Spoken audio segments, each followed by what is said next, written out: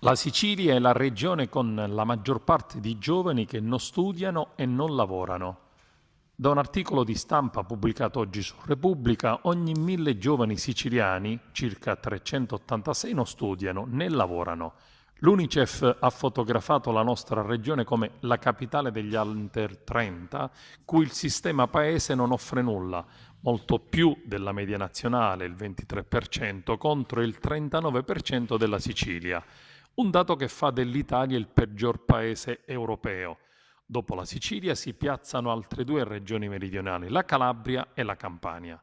Il presidente di UNICEF Italia, Francesco Samengo, dichiara: non studiare, non lavorare né seguire percorsi di formazione è una condizione di disagio ed esclusione sociale che priva i ragazzi e le ragazze di una possibilità di futuro lasciandoli indietro.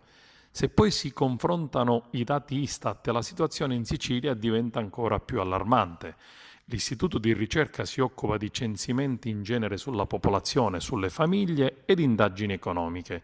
Palermo è la città metropolitana con una percentuale del 41%, meglio fanno Catania con il 40% e Caltanissetta con il 39,8%. Completano la non invidiabile classifica Agrigento con il 35% e poi dietro tutte le altre, Trapani, Siracusa, Enna e Ragusa.